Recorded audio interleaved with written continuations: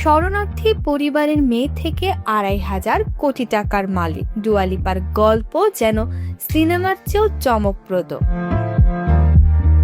১৯৯৫ সালে লন্ডনে জন্ম নেওয়া ডুয়া লিপার বাবা মা কসোভোর যুদ্ধের সময় দেশ ছেড়ে ব্রিটেনে আশ্রয় নেন। নতুন দেশে তাদের জীবন ছিল কঠিন। সংসার চালাতে রেস্তোরাঁয় কাজ করতে হয়েছে দুজনকেই।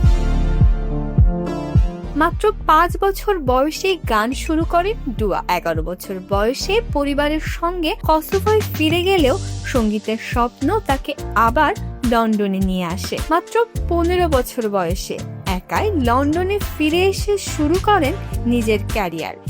ইউটিউব ও সাউন্ড ক্লাউডে গান প্রকাশের মাধ্যমে ধীরে ধীরে পরিচিতি পান।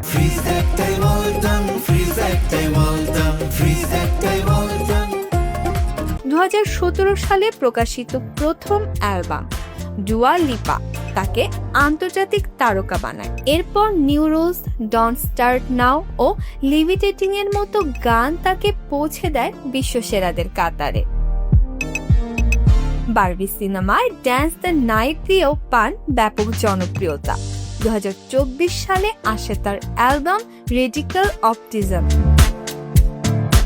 সঙ্গীত, কনসার্ট, বিজ্ঞাপন, ব্যবসা ও অভিনয় সব মিলিয়ে ২০২৬ সালের হিসাবে তার আনুমানিক সম্পদের পরিমাণ ১৫ কোটি পাউন্ড, অর্থাৎ প্রায় ২৫০০ কোটি টাকা। যুদ্ধ থেকে পালানো এক পরিবারের সেই মেয়ে আজ বিশ্বসঙ্গীতের অন্যতম সফল তারকা।